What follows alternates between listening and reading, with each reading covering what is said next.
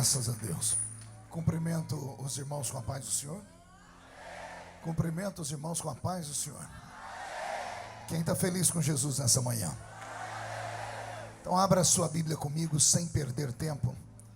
No livro do profeta Neemias. Livro de Neemias, o profeta. Capítulo 1. E o versículo de número 2.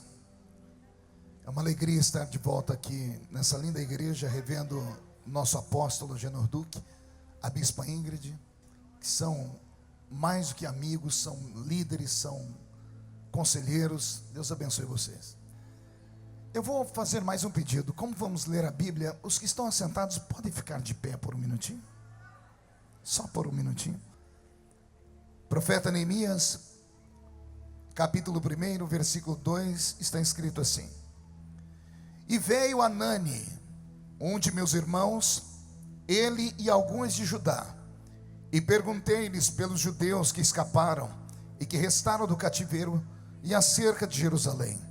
E disseram-me: os restantes que não foram levados para o cativeiro lá na província estão em grande miséria e desprezo, e o muro de Jerusalém foi fendido e as suas portas foram queimadas a fogo. Sucedeu que, ouvindo eu estas palavras, assentei-me e chorei, e lamentei por alguns dias, e estive jejuando e orando perante o Deus dos céus. Capítulo 7 do mesmo livro, ou melhor, capítulo 6 do mesmo livro, vire 2 páginas. Capítulo 6, versículo 15 do livro de Neemias. Acabou-se, pois, o muro aos 25 de Elul, em 52 dias. Vou ler de novo. E acabou-se, pois, o muro aos 25 de Elul, em 52 dias. Feche a Bíblia, coloque no banco, na cadeira, e pegue na mão da pessoa mais perfumada do seu lado. Aperte a mão dele ou dela com carinho até eles falarem aleluia.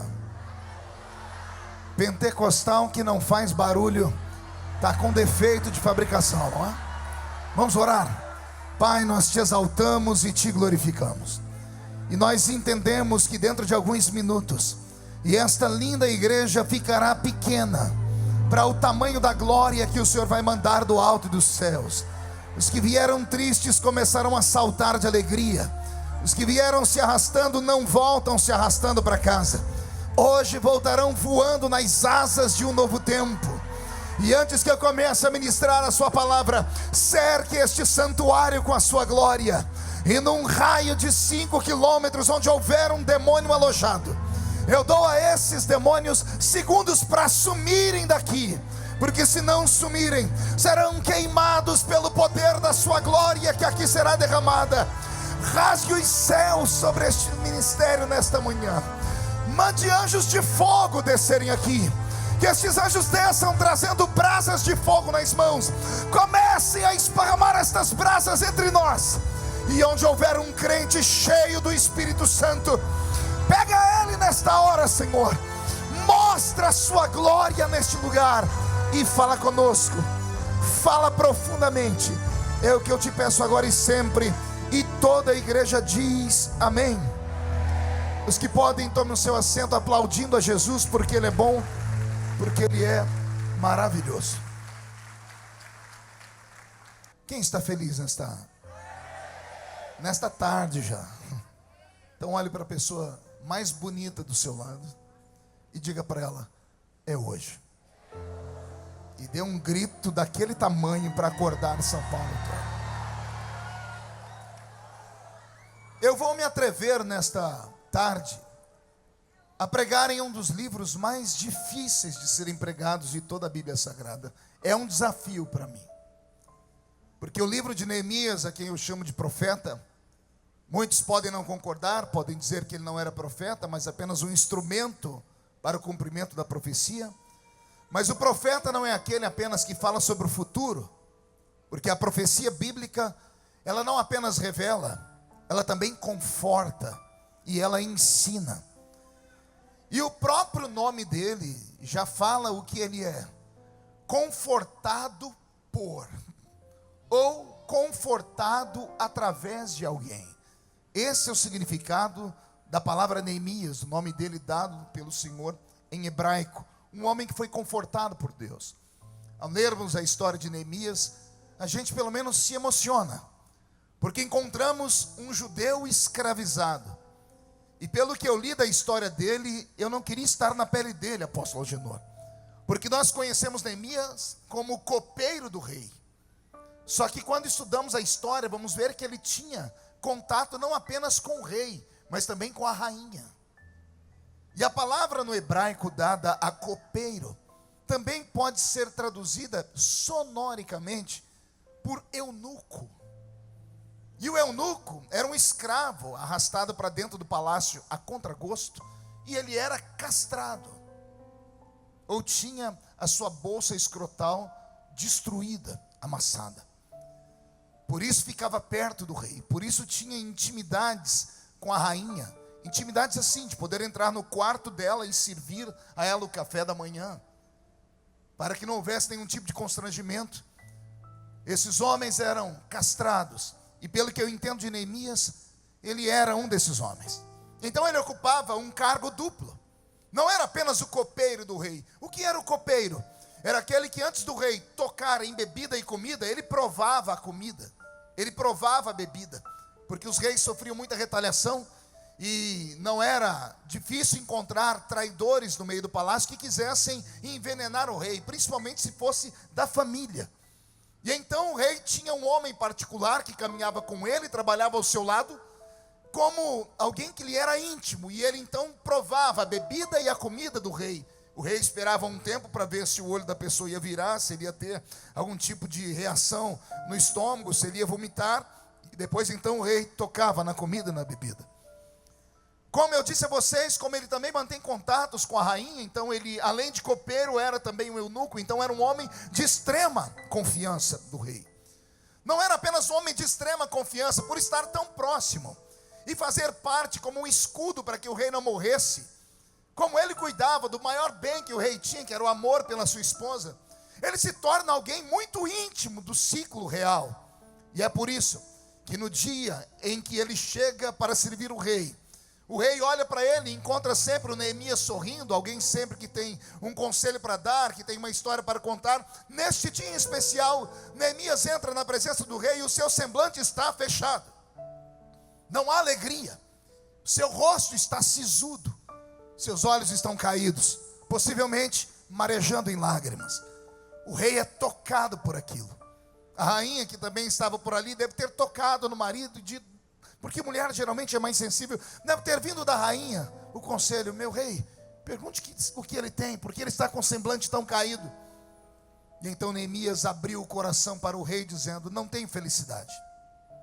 Não tenho felicidade porque o maior bem que um homem pode ter é a sua família. O maior bem que um homem pode ter é a sua cidade, a sua casa, é aquilo que ele mais possui de honra, porque o lar para o homem é o seu reino. Você pode nem acreditar no que eu estou dizendo, mas lá na sua casa o senhor é rei, a senhora é rainha. Vocês são rei e rainha de um pequeno reino. E lá dentro você tem a sua vida, a sua história. Ninguém entra lá dentro, ninguém pode entrar lá dentro, porque lá é o seu pequeno reino. Você pode não ter tudo o que você quer, mas com certeza Deus tem provido para você tudo o que você precisa. Você pode não morar no alto de um arranha-céu, mas mesmo lá na casinha feita de barro, coberta de sapé, quando você dorme bem, porque o anjo do Senhor acampa ao seu redor e te protege do mal lá naquele ambiente também. É Neemias que começa a contar uma história para o rei, dizendo: eu estava passeando pelo palácio e encontrei um dos meus irmãos, irmão de sangue, não era irmão de fé, não era irmão de etnia, era irmão de sangue, Hanani, é irmão de Neemias. E Neemias percebe que Hanani também está triste, e Neemias diz ao rei: eu perguntei ao meu irmão o que ele tinha, e o meu irmão começou a me dizer assim: estou vindo de Jerusalém. A cidade sagrada, a cidade luz, a cidade de Deus, santuário das moradas do Altíssimo, a habitação da paz. É isso que significa a palavra Jerusalém, a habitação da paz. E eu imagino Neemias dizendo: ora, você foi pelo menos visitar a cidade que foi destruída e que agora foi devolvida para nós. Era para você chegar feliz porque nós recebemos de volta o que era nosso. E você está triste, Hanani, por quê? E ele começa a dizer: porque muitos que voltaram para lá não têm nem o que comer. A terra foi devolvida, mas foi devolvida destruída. Não há alegria em Jerusalém, não há um cântico em Sião. O templo que está sendo reconstruído, não conte para ninguém, Neemias, não é mais o mesmo.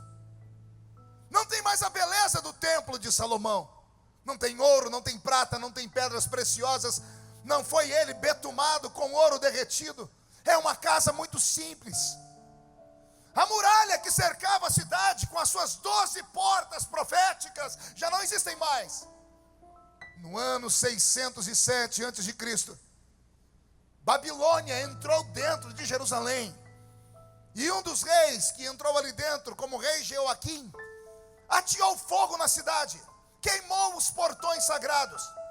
Não ficando feliz apenas em queimar os portões, ele fez com que homens com seus cavalos amarrassem cordas nas pedras do muro da cidade e derrubassem a muralha inteira da cidade. Não ficando feliz apenas em destruir o muro que cercava a cidade, ele foi na casa de Deus, roubou os utensílios sagrados, queimou o santuário. Todo o ouro que tinha foi arrancado. E não era 1 quilo, nem 10 quilos, eram toneladas de ouro que Salomão colocou dentro daquela casa. A glória de Israel havia sido roubada. E Hanani está contando para Neemias: eu andei pela cidade. Alguns são ricos, mas os ricos estão oprimindo os pobres. Vai vendo se alguma coisa disso faz sentido para você. Os ricos estão roubando os pobres. Tudo que a gente constrói de dia, antes de chegar à tarde já perdemos, porque não tem muralha cercando a cidade. Entram os homens de outros povos e nos roubam. O pouco que temos é arrancado. Não há crianças correndo pelas ruas, não há casamentos sendo feitos, não há alegria, não há mais louvores, não há mais aplausos. Os sacerdotes têm medo de ficarem no santuário, porque o santuário é muito pequeno, não tem mais beleza. A cidade não é mais a mesma. E Neemias guardou aquilo no coração. E ele começou a lembrar da velha Jerusalém, das histórias que ele ouviu de Jerusalém, das histórias que ele ouviu, porque ele nasce no cativeiro, mas o pai dele veio de Jerusalém, e o pai contou para ele a história. Há uma cidade linda onde Deus fala e habita. Há uma promessa de que um dia vamos voltar para ela, e que a glória da segunda casa será maior do que a glória da primeira casa. Neemias ouviu, cresceu ouvindo esse tipo de profecia, e agora que ele está diante de uma testemunha de que Jerusalém não vai bem, ele está junto com o rei, e o rei insiste em perguntar o que aconteceu, Neemias. Ele começa a contar a história que eu estou contando para vocês. A história tocou o coração do rei. E o rei disse: o que é que você quer? Qual o seu sonho, Neemias? Ele disse: ó rei, o meu sonho era voltar para a minha terra, reconstruir a minha cidade, levantar as muralhas de novo, para ver lá naquelas muralhas as 34 colunas onde ficavam os atalaias com as suas buzinas para tocarem, para que o meu povo pudesse, cada um deles, a um dia entrar por uma porta, tendo elas 12 portas espirituais, um deles entrar por essas portas para receber a sua bênção. Eu quero ver as crianças cantarem de novo, eu quero ver os levitas adorarem de novo, eu quero ver as pessoas sacrificarem de novo, eu quero ver Jerusalém voltar a glorificar, eu quero ver Jerusalém brilhar. E acontece um milagre, pergunte qual? O rei dispensa o empregado, não manda ele embora. Ele diz: você vai deixar de ser meu copeiro, vai deixar de ser meu eunuco, Eu vou lhe dar condições no meio do caminho. Você vai passar pela minha floresta. Nessa floresta você vai levar o meu documento. O homem da floresta vai permitir que você pegue quanta madeira for preciso. E você vai ter empregados e vai ter dinheiro. E você vai voltar para Jerusalém. Meu rei, mas não é um trabalho de um dia. Não interessa quantos dias. Você vai restaurar a sua casa. Alguém crê em profecia? Comece a receber. Não interessa quantos dias. Hoje, ao sair daqui, você vai restaurar a sua casa. Vai haver um reboliço lá na rua onde você mora. Vai haver um reboliço na sua igreja. Vai haver um reboliço no seu trabalho. De hoje até segunda-feira, a tampa da chaleira vai voar na sua casa. Eu estou com a minha barba arrepiada. Deus está falando conosco. E está falando com você em casa também. O Senhor está dizendo que Ele vai usar alguém. E esse alguém vai lhe dar condições. E você vai voltar para o seu reino. E o reino que estava caído vai ficar de pé. O que estava destruído será reconstruído. E a glória da segunda casa será maior que a da primeira.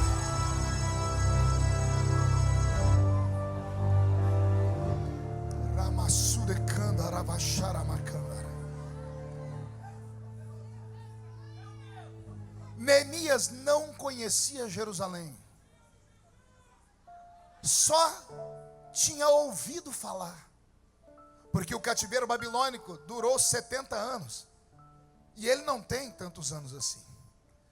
Neemias, esse moço aqui, ele é contemporâneo de Mardoqueu e a rainha Esther. Ele conheceu a história deles. Porque o próximo rei que vem depois do rei Assuero, que é o rei que honra Mardoqueu e a rainha Esther, que você conhece, é o rei Artaxerxes, que é o rei que agora Neemias é o copeiro dele. Neemias ouviu as histórias de Jerusalém, mas não conhecia Jerusalém. Quando ele coloca os pés na cidade, a coisa piora. Pergunte por quê. Quando a gente fala, vamos levantar a muralha, a gente pensa logo no muro da nossa casa, né? Qual é o tamanho do muro da sua casa? 10, 12, 15 metros? 20? Se for muito rico, é uns 30, 40. A muralha de Jerusalém tinha mais de 4.000 metros. Era 1 quilômetro quadrado. No ano 1535, se não me falha a memória, na época do Império Otomano, quando os otomanos dominaram Jerusalém, eles levantaram uma muralha ao redor da cidade. Ao levantar a muralha ao redor da cidade, eles mapearam, foi 4.018 metros para levantar. Uma muralha que não era um murinho fino como a sua não. Ela tinha, eu anotei aqui, 12 metros de altura. E 8,5 metros de largura. Dava para 2 carros andarem ao redor, em cima da muralha. O Império Otomano, eu estou falando de um reino inteiro, de gente rica, importante, de califas que tinham dinheiro, levaram 3 anos para construir o muro. Aí Deus põe um copeiro, que quando olha o tamanho da cidade, não fugiu. Quando viu que ia ser gasto, não amorteceu, não deu ousadia ao diabo.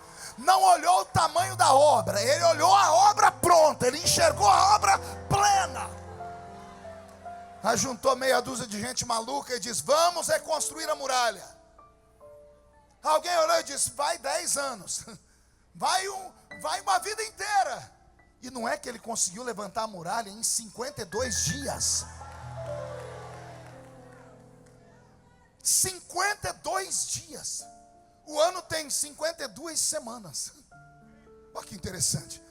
O que seria para ser uma obra em um ano, e eu falei para vocês que os otomanos levaram 3 anos, ele fez em 52 dias. Só que não foi uma obra onde ele começa a levantar e não teve obstáculos nem problemas. Sempre aparece a desgraça de um Sambalate, de um Tobias, de um Gesem. Sempre aparece aqueles que têm a língua maior do que a gravata do seu pastor. para olhar e dizer assim: esquece, não vai dar conta, isso aí não vai ficar pronto nunca, nunca vai acontecer. E se você não parar de dar ouvido a derrotados, você vai ser derrotado com eles.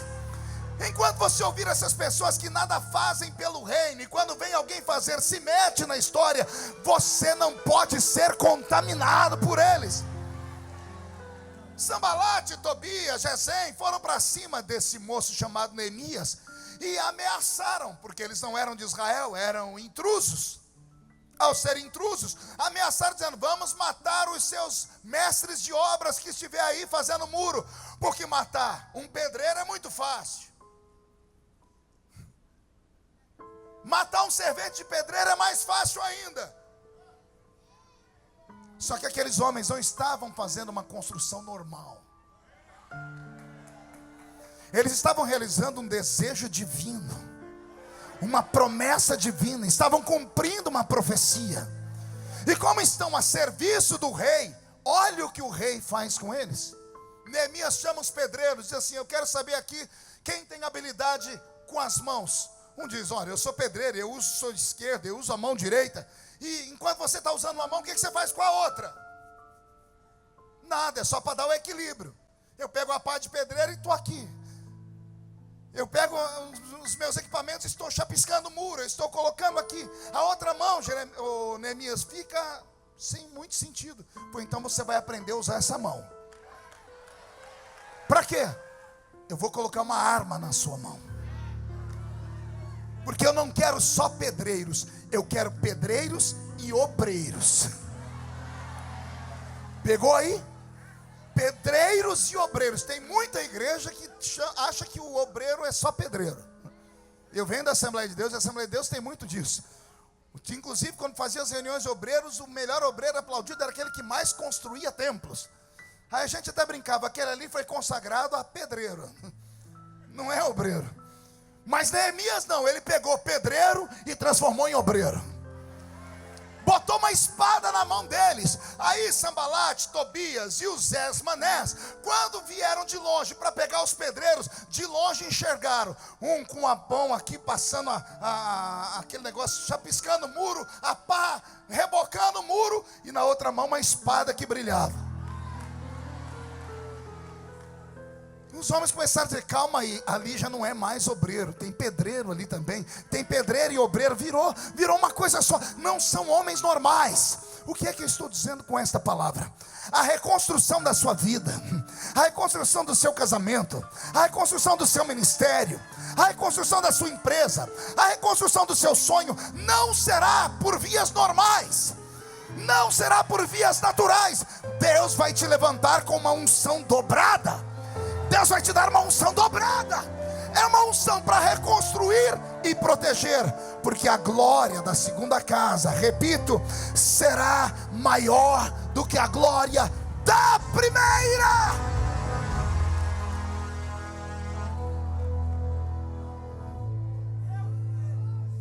O milagre aconteceu. 52 dias.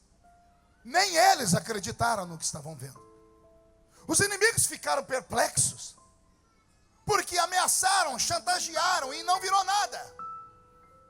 Aqueles homens estavam empenhados em trazer de volta a proteção sobre as suas famílias. Não pararam para ouvir derrotados, não pararam para ouvir ameaças, não pararam para ouvir pessoas que só sabem viver de expressar tristeza nos outros.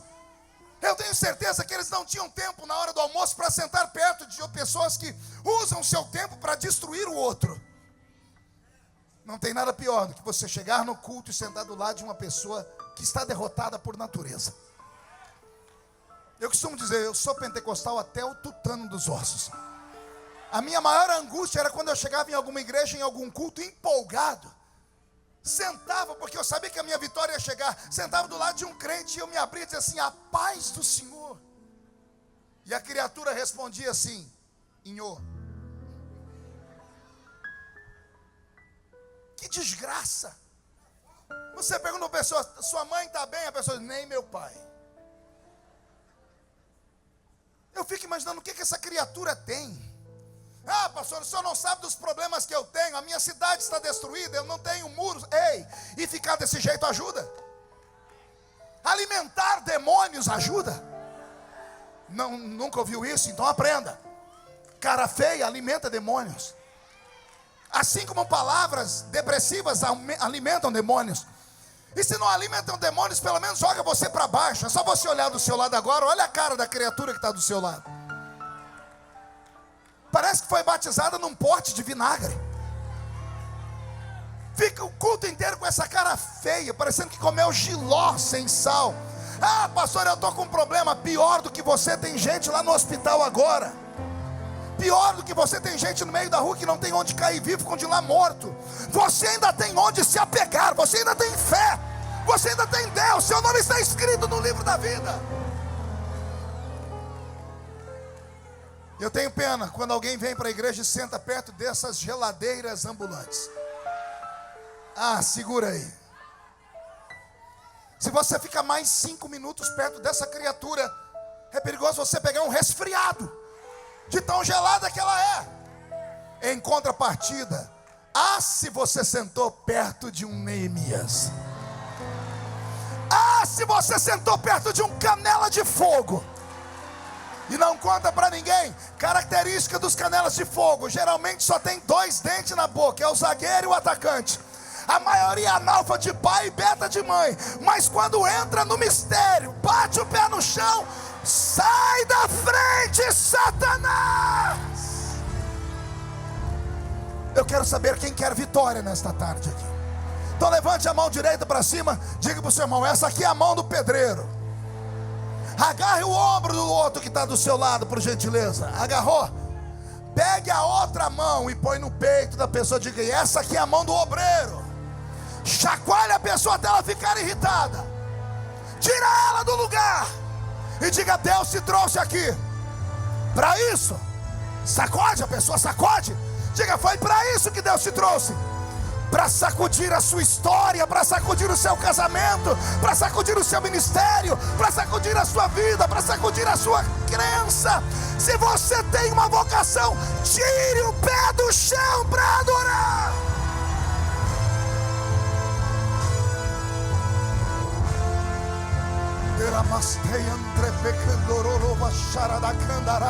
Recebe, Brasil, recebe a unção da reconstrução. Se levantarem 11.000 demônios contra ti nesta tarde, 1.000 cai de um lado, 10.000 cai do outro lado, e você não pode ser atingido. Nenhuma arma forjada contra ti prosperará.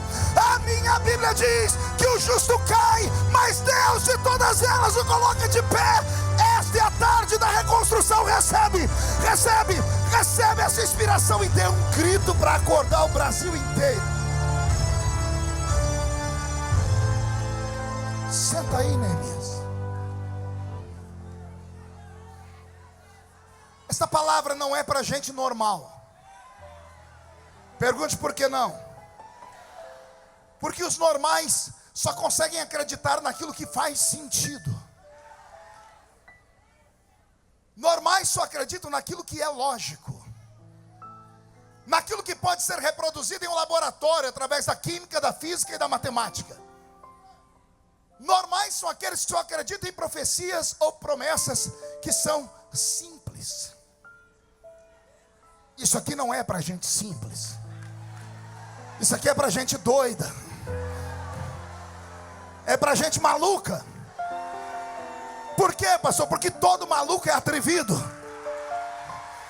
Esses malucos vão chegar em casa, vão se atracar a esta promessa, vão ver o lugar onde tinha muro, não tem mais nem tijolo, mas vão enxergar uma muralha e vão começar a trabalhar. Anote o que eu estou dizendo: vai haver um reboliço na sua família, na sua casa, na sua história, e ninguém tem nada a ver com isso.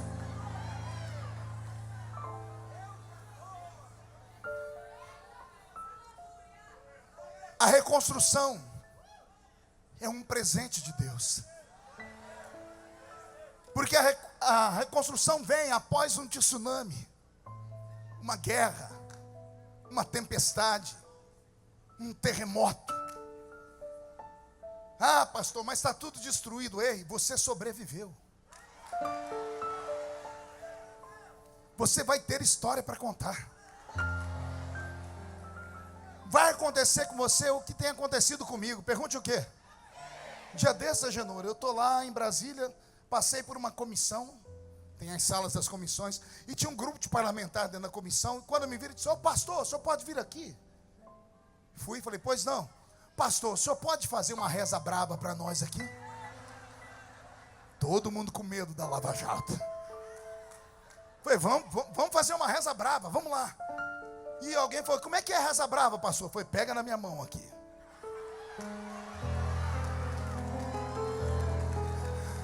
E eu entrei naquele lugar que você conhece.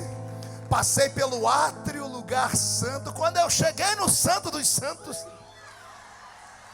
bati o pé no chão e dei um grito. Quando terminei, eu olhei, tinha uns assim. E tinha outros assim. Quando eu estava, falei: tá bom, senhores, posso ir? Um desses falou: senhor pastor, o senhor tem o corpo fechado, né?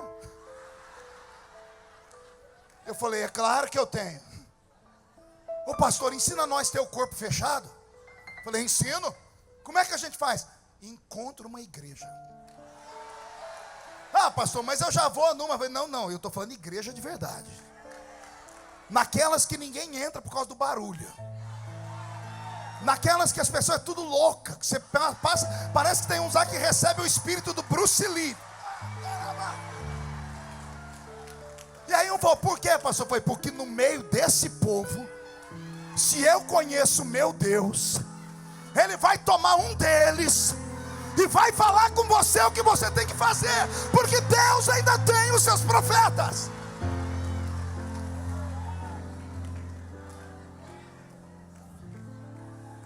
Quando eu falei: posso ir, senhores? Ele disse: senhor pastor, o senhor pode só dar mais um conselho para nós? Eu falei: qual?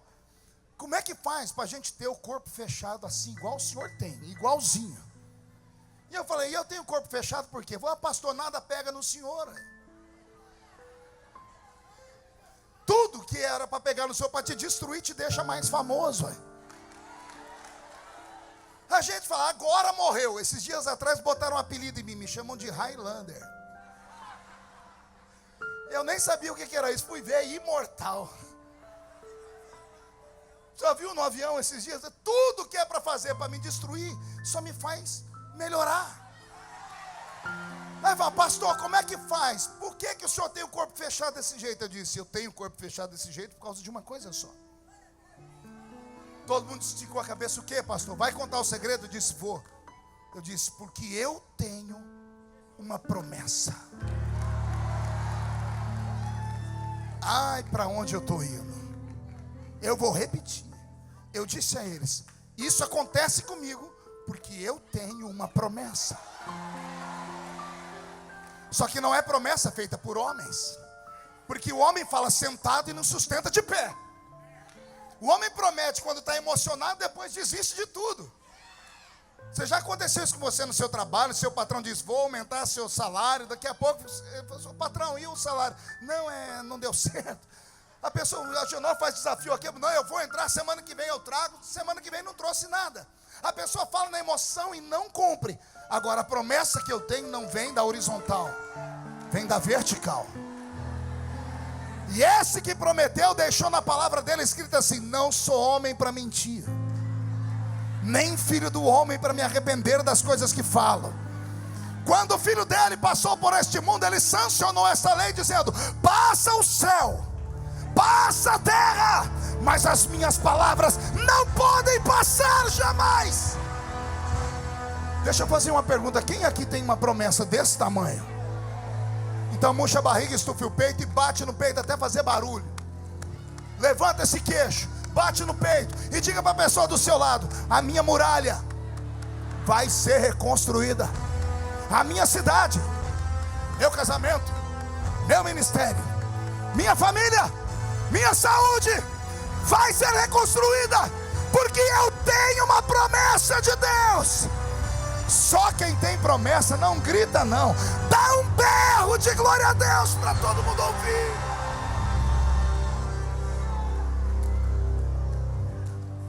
Você está debaixo de uma promessa.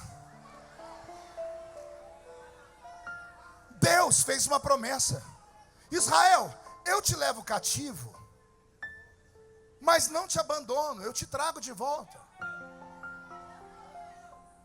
O cativeiro pode ser destruição para qualquer um, menos para quem serve a Deus. Até quando você vai deixar de entender Deus?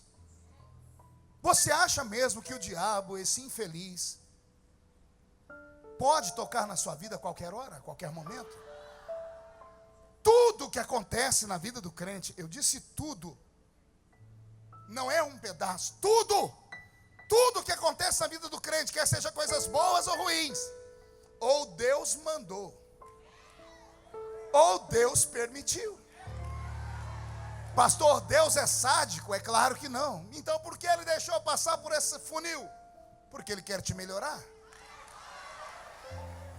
Quem já leu Jó deve ter filosofado: porque Deus deixou o diabo tocar em Jó? Simples. Deus olhou Jó, elogiou Jó e disse: ele é tão bom, tão abençoado, que o que ele tem é pouco. E eu não posso dar a ele, a não ser que eu quebre leis. E eu não vou quebrar leis. Eu só posso dar a ele em dobro se alguém roubar dele.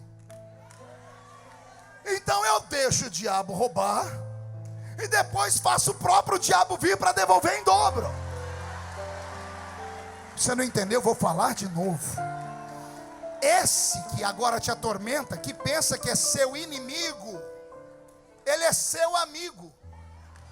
Só que ele não sabe disso ainda. Não entendeu? Vou falar de novo. O seu inimigo, ele é seu amigo. Só que ele não sabe disso. Diga assim para mim: prova, pastor. Meu Deus, já preguei nesse púlpito aqui. Eu acho que eu sou o único pregador que defendo Penina. Alguém lembra de Penina na Bíblia? A opositora de Ana? Todo mundo espanca Penina. Eu sou o único que defendi Penina até hoje. Pergunte por quê? Se Penina não atormenta Ana, Ana não chora. Se Ana não chora, Ana não geme. Se Ana não geme, o sacerdote gordo e cego, lá da Bíblia, o povo é triste, o povo é maldoso aqui, Genoa. O sacerdote ali não vai lá com a coxa de frango, com a barba cheia de gordura, ver Ana chorar no altar. E ele vai dizer assim para ela: ô, isso é hora de estar bêbada, é?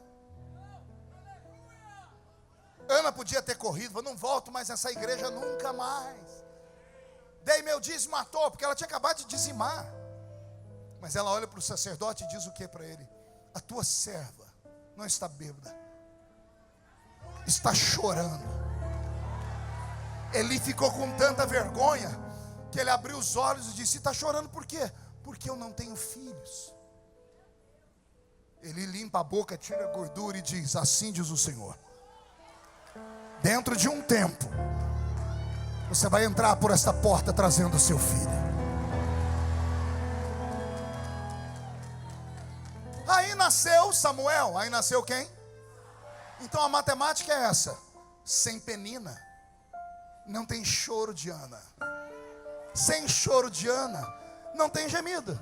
Sem gemido não tem problema provocado pelo sacerdote. Se o sacerdote não comete pecado, ele não se arrepende. Se ele não se arrepende, ele não profetiza. Se ele não profetiza, Samuel não nasce. Eu passei a vida inteira vendo todo mundo gritando: maldito Golias, desgraçado, infeliz. Ai, Jesus, quando você chegar no céu, pergunta para Davi: Davi, o que você achava de Golias? Para todo mundo ele vai dizer assim: era um miserável. Mas num cantinho ele vai dizer assim: ai, se não fosse Golias. Não entendeu? Sem Golias, Davi não aparece como um gigante de Deus na terra. Você está entendendo onde eu quero chegar? Sambalate, Tobias, Gesem, sua sogra, sua cunhada, seu vizinho, seu patrão, seu amigo, com todo respeito, seu pastor, são meros instrumentos para te provocar. Vou falar de novo. Deus está te provocando. Vou falar de novo. Deus está te provocando para ver até onde você vai, Deus não quer ver você sentado, de braço cruzado, com esse peitinho murcho parecendo que tomou uma pedrada, olhando, passando o culto inteiro filosofando em lágrimas, dizendo to be or not to be, that's the question. Não! Deus quer te ver revoltado. Deus quer te ver segurar essa cadeira por baixo. É hoje que eu saio daqui e agarro o diabo pelo chifre, e esfrego o focinho dele no chão, e mostro para ele que eu não nasci para ser humilhado, eu nasci para ser exaltado e abençoado. Jerusalém será reconstruída 52 dias. Ai meu Deus, falei, me arrepiou tudo. Repito, 52 dias. Se alguém crê em profecia, anote aí: 52 dias e os seus inimigos vão se curvar. 52 dias e a sua família vai ficar de boca aberta. 52 dias e a promessa vai se cumprir. Quem crê nisso reage, reage, reage, reage.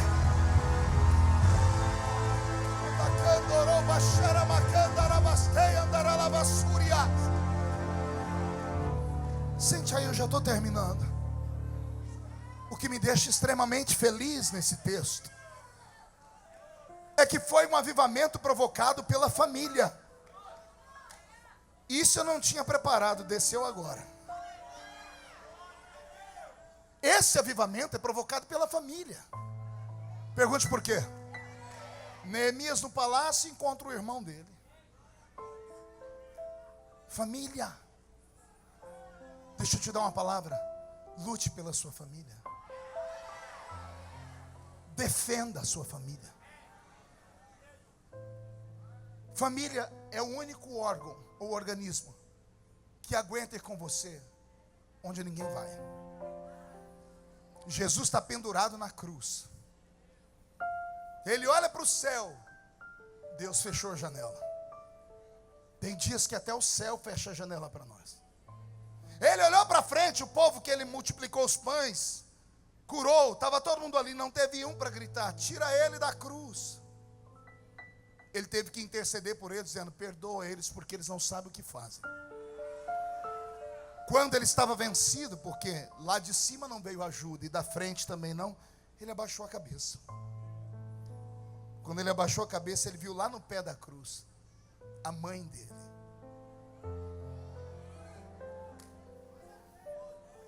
Aleluia. A mãe agarrou o pé da cruz, o sangue está caindo sobre ela, e ela está dizendo, você não está sozinho, filho, eu estou aqui. Eu estou aqui do seu lado, fico com você até o último minuto. Valorize a sua família. Que Deus nesta tarde levante uma muralha de fogo ao redor da sua casa. Que o Senhor levante uma muralha de fogo e restaure os elos que estão separados. Família não é perfeita, mas é sua família.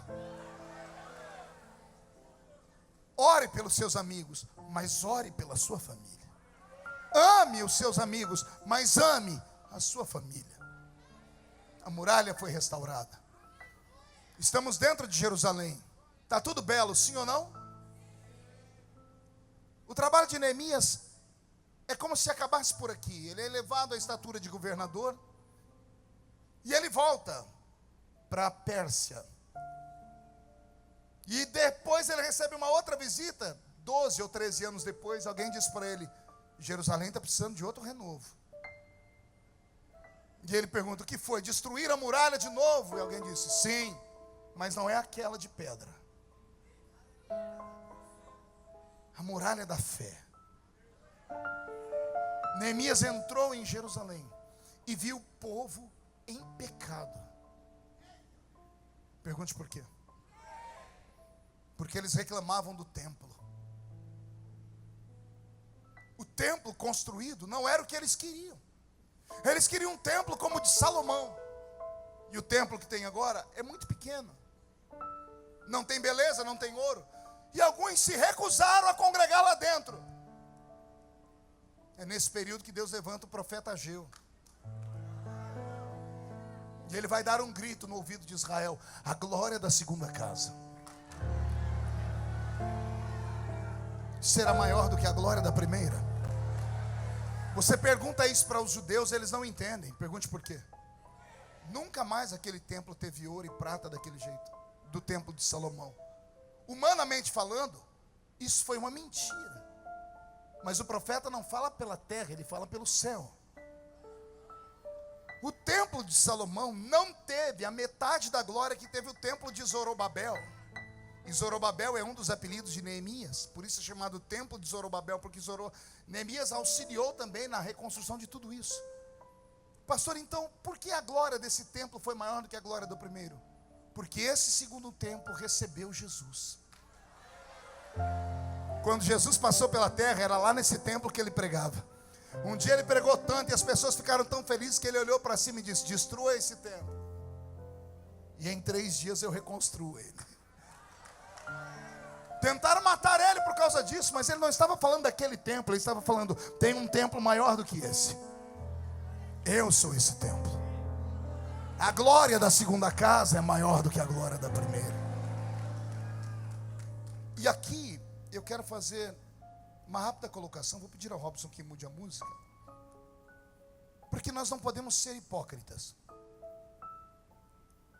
Todos nós entramos na igreja, ouvimos o pastor falar que vamos conquistar, vamos reconstruir, vamos vencer, vamos conseguir. Alguns até conseguem, mas nem todos. Eu queria que você perguntasse para alguém que teve o casamento dissolvido uma vez, por causa de uma traição, e que reconstruiu o casamento. Queria que você perguntasse para ele se a glória da segunda casa é maior que a da primeira.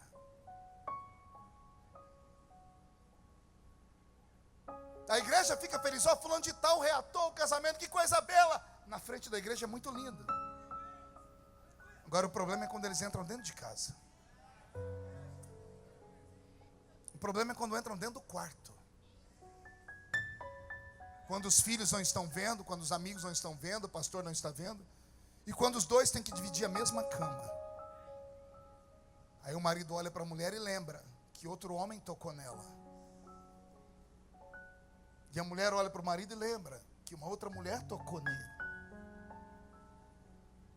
E só Deus sabe a dificuldade que é. Leva-se tempo para reconstruir. Ah, pastor, mas e o perdão? Bela pergunta. Faço até uma pergunta filosófica para a igreja. Homem perdoa?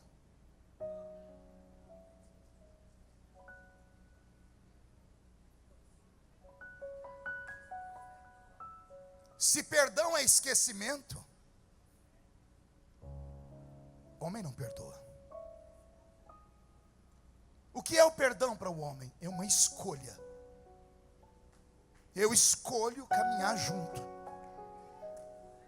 Eu escolho conviver junto. Eu escolho manter o sagrado matrimônio. Mas não espere que vai ser fácil. É uma luta diária. É todos os dias ter que pegar a argamassa e passar no muro de novo. Porque o muro está em pé, de vez em quando ele trinca. E se você não for lá e colocar uma massinha nele, daqui a pouco ele se arrebenta de novo. Então a reconstrução depende mais de você do que de Deus. Deus faz a parte dele. Qual é? Usa um profeta para te empolgar, dizendo: eu estou te vendo, você não está sozinho. Só que quando você entra dentro da sua Jerusalém, é você quem tem que fazer o templo ser glorioso. O Senhor te trouxe hoje aqui para te dizer: vai em frente, vai dar certo. O vaso só pode ser quebrado na mão do oleiro. Quantas vezes na igreja eu estou lá no culto e a gente começa: desemboca o vaso, Jesus, enche de azeite, enche de azeite. Aí tem uma hora que a gente grita: quebra o vaso, Jesus. Segura aí. Eu quero ser, Senhor amado, como um vaso nas mãos. E agora? Segura, segura, segura. Quebra a minha vida,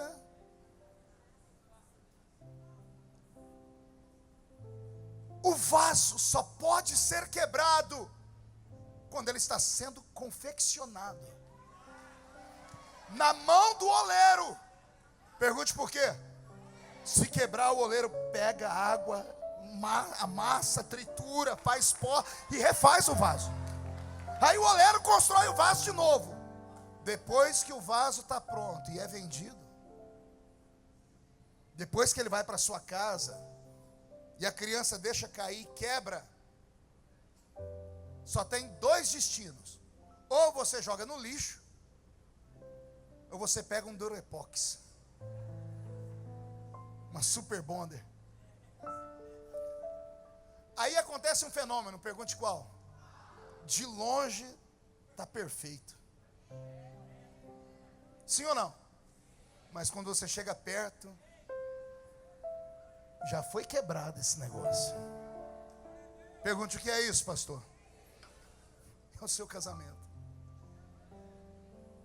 De longe todo mundo diz: ó, estão juntos de novo, da família de novo. Mas só quem está muito perto sabe que está trincado ainda. Então é uma escolha. Permanecer é uma escolha. Estou falando isso por quê? Porque o diabo vive soprando no seu ouvido: não, se Deus tivesse dado, o sentimento tinha sumido. Se fosse de Deus, não espere que Deus faça coisas que você precisa fazer. E eu não sei porque que eu estou insistindo nesse assunto. Agora é difícil dar glória a Deus. Quando a espada de Damocles está sobre a nossa cabeça, quando Deus está olhando para nós e diz assim: agora não é emoção, é razão. Agora é hora de meditar. Porque essa festa vai acabar em alguns minutos. E a vida real começa quando você atravessa a parede da igreja, a porta, e vai para casa. Quando você entra dentro do coletivo, dentro do metrô, dentro do carro, na bicicleta, a verdade aparece quando você entra dentro da sua casa. E é lá que o diabo vai te tocar. O diabo não é trouxa de te afrontar aqui. Aqui ele só afronta o pastor da igreja. Aí o pastor é louco, agarra ele pelo colarinho e leva ele lá fora. Mas esse pastor tem estrutura. Sobe um monte, jejua, prega todos os dias, está preparado. Vai você fazer isso. O verdadeiro demônio vai te encarar amanhã. Vai esperar você amanhã na hora do almoço. Vai esperar você quando você chegar do trabalho ou da escola. E é aí que Deus quer ver se a sua muralha está de pé ou não. Eu profetizo que o diabo vai ter uma surpresa. Porque ele já te conhece. Lá no inferno você tem um apelido, pergunte qual? Cai. No inferno te chamam de galinha da Angola. Pergunte por quê? Tô fraco. O diabo te deixa entrar até ali. Por que você acha que quando eu prego, eu peço para Jesus dar um círculo de 5 quilômetros? O diabo não é trouxa de se manifestar enquanto eu estou pregando.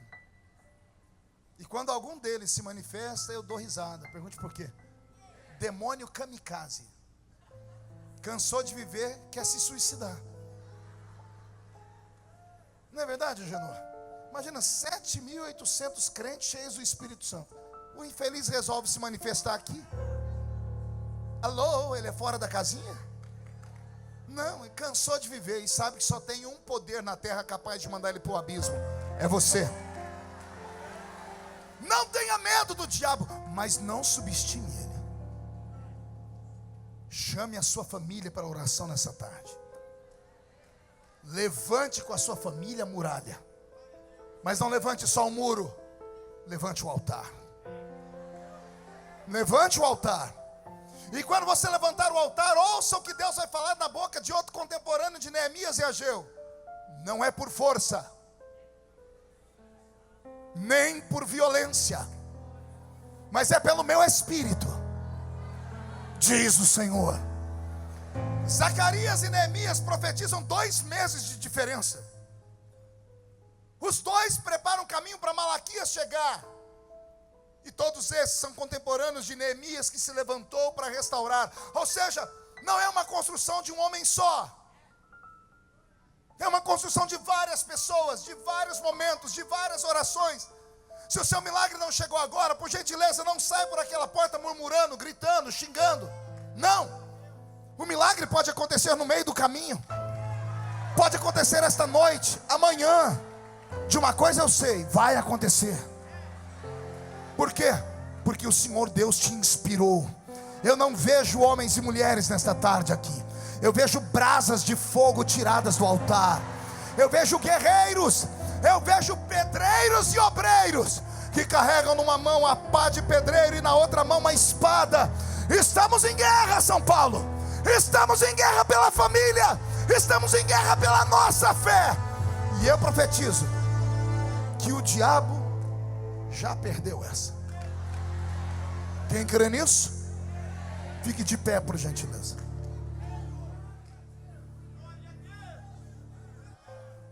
Pegue na mão de quem está do seu lado.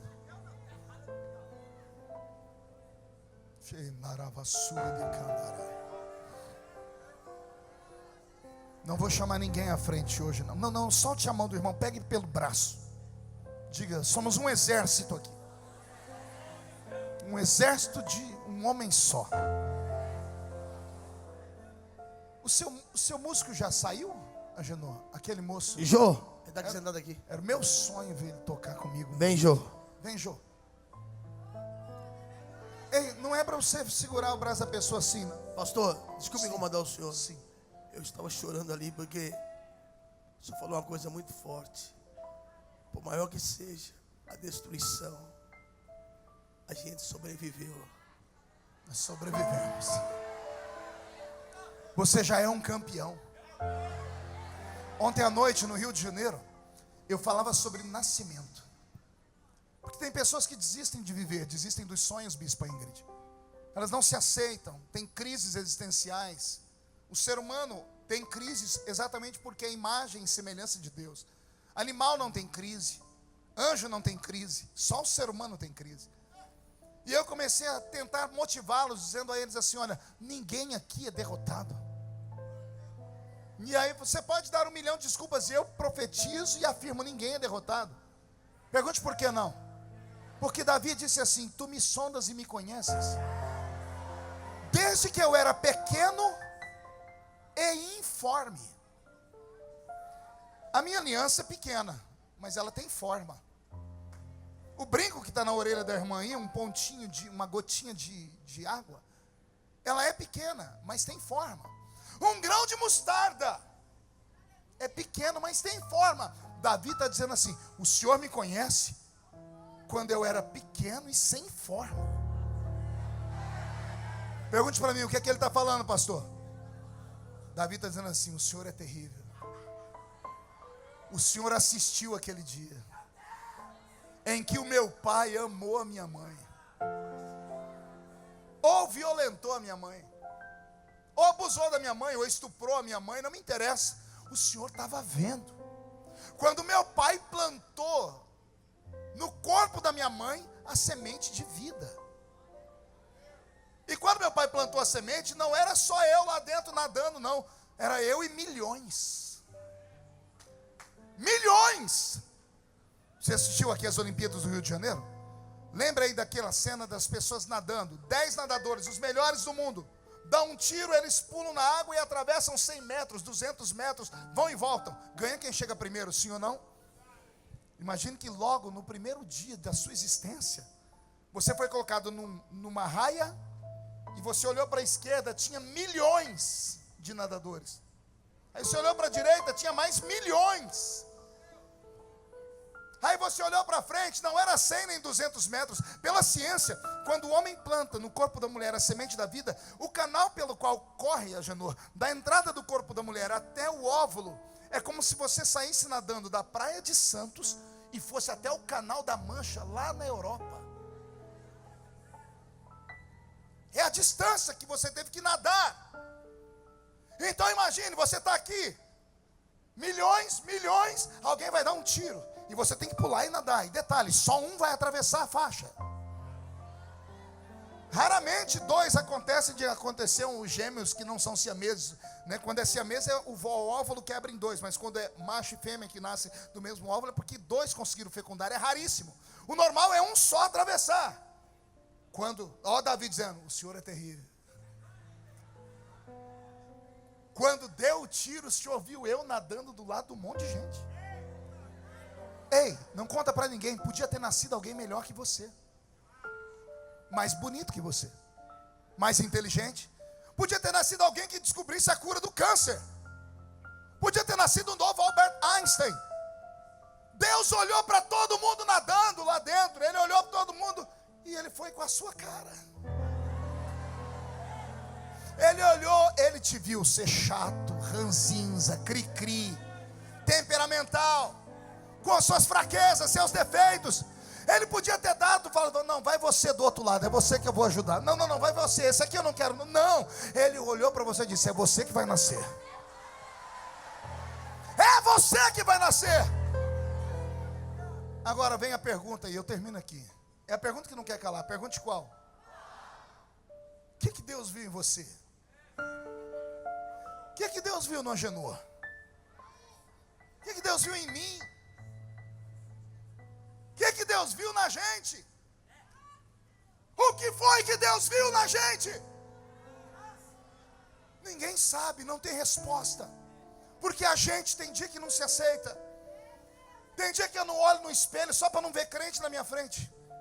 Sou ser humano, sou um ser humano. Tem dia que eu me escondo, me tranco no quarto, não dou bom dia para ninguém. Tem dia que eu não me aceito. Aí ele, dono de tudo, olhou e disse, vai nascer, eu vou te usar, eu vou fazer você passar pela moenda, pelo vale da sombra e da morte. Quando estiver morrendo, eu te ressuscito das cinzas. Quando a muralha cair e quebrar, eu reconstruo, porque você é um sobrevivente. Só tem uma explicação, pergunte qual? Tem alguma coisa para acontecer que ainda não aconteceu. Só tem um motivo para você estar vivo ainda, estar de pé ainda. É porque alguma coisa na sua vida ainda não aconteceu. E se Ele te sustentou, é porque é muito grande. É porque é violento demais. Se você crê no que eu estou falando, traz a pessoa para junto de você. Vai, sobrevivente!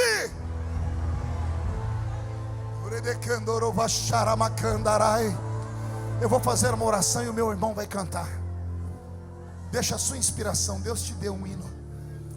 Pai, eu oro nesta tarde. Eu oro pelos meus irmãos. Eu oro pelos meus irmãos que passearam por Jerusalém e viram os muros destruídos, os portões queimados no fogo. Eu oro por aqueles que são pobres e estão sendo oprimidos pelos ricos. Eu oro por aqueles que perderam a fé no meio do caminho. Eu oro pelos casamentos que estão por um fio. Eu oro pelos filhos que estão nas drogas. Eu oro pelas empresas que aqui estão representadas, que sofreram traição dos sócios. Eu oro por ministérios que tombaram e caíram, e que com toda a fraqueza conseguiram vir aqui neste dia. Eu oro porque nesta hora o Senhor está ungindo a mão deles. Está colocando em uma mão uma pá de pedreiro, e na outra uma espada de obreiro. E dentro de 52 dias,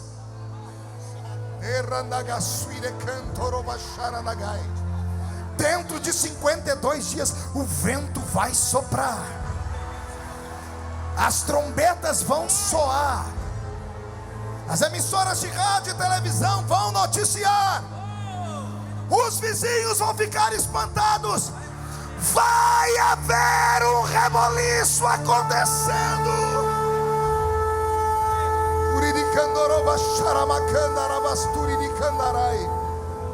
A glória da segunda casa será maior do que a glória da primeira. Solte os braços, levante a mão direita para o céu e diga comigo em nome de Jesus: todos os demônios que destruíram os meus muros, que queimaram os meus portões, que destruíram o meu altar, Eu ordeno, venha para a palma da minha mão agora. Fecha a sua mão. Conto até 3, você joga no chão e pisa em cima. E você abrace 2 pedreiros. E você abrace 2 obreiros. E diga para eles: estamos em uma grande obra e não podemos parar. 52 dias e o milagre vai chegar. 1, você nunca mais será o mesmo. 1,5, sua família sentirá uma mudança no ar. 2, a sua casa vai ser transformada num palco de felicidade. 2,5, a igreja, a plenitude do trono de Deus, com o seu ministério vão crescer a 100 por 1. 2,75, Satanás é um derrotado, porque a vitória é nossa. 3, jogue no chão, pise em cima.